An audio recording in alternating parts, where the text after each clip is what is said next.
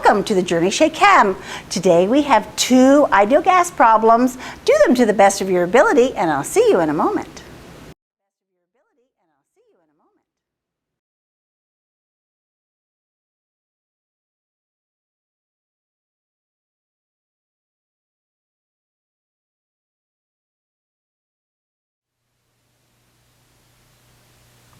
In number 1, we are determining the number of atoms of neon.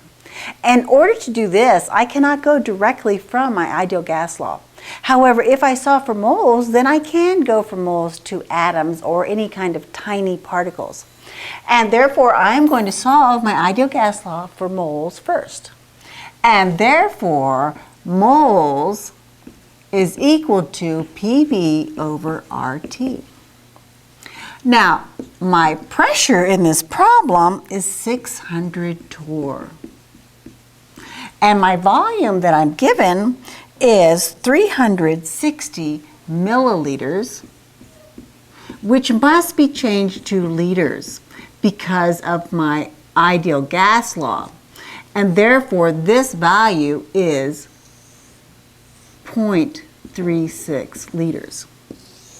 And the constant I'm going to use is going to correspond with my pressure, which is torr. And therefore, it would be 62.4 torr liters per mole Kelvin. And the temperature of this problem is 22 degrees Celsius plus 273 will give me my Kelvin. And in gas laws, I must always have Kelvin. And that would be 295 Kelvin. And when I do the math here, I get 0.01173 moles of neon.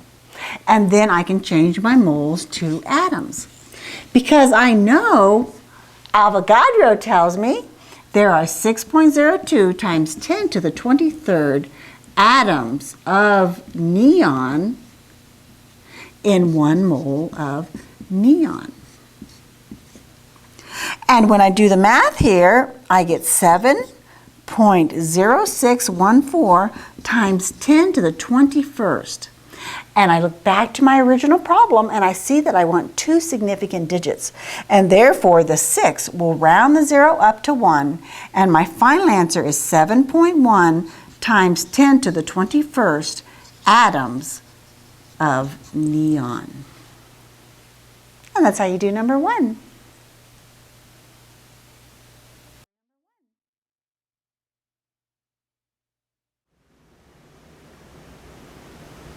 Number 2 is a mass volume problem.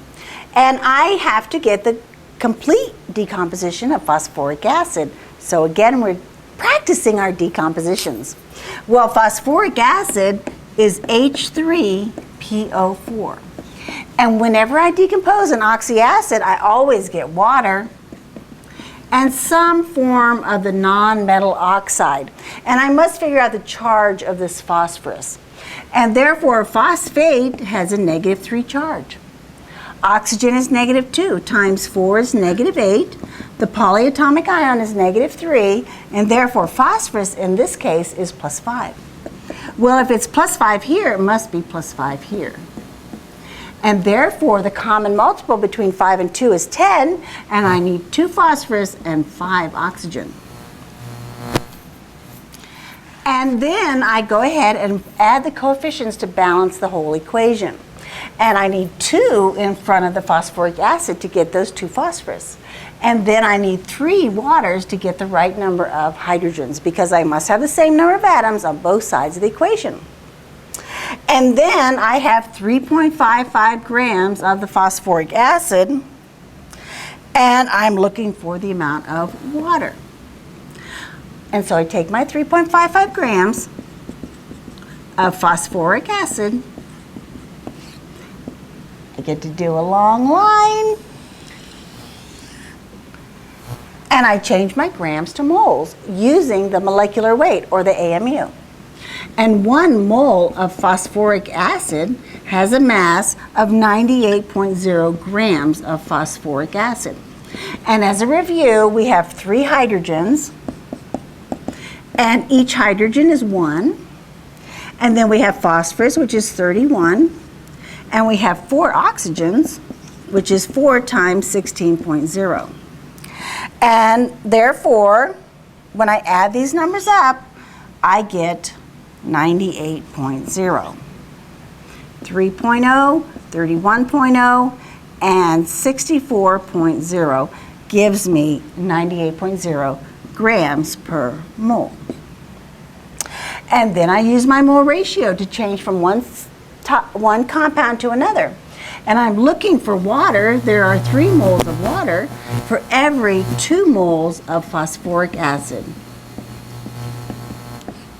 And once I get to moles of water, I just change to volume. And because the question did not specifically say, I can use any volume unit I want, H2O.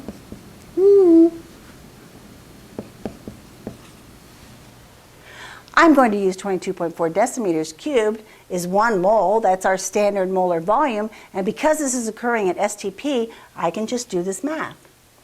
3.55 divided by 98 equals times 3 equals divided by 2 equals times 22.4 equals 1.2171.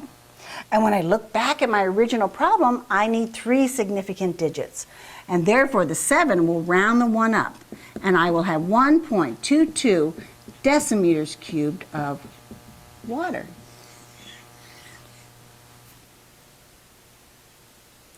And that's how you do number 2. Now you have a worksheet to practice, and the more practice, the better you get at it. So do the best you can, and we'll see you tomorrow.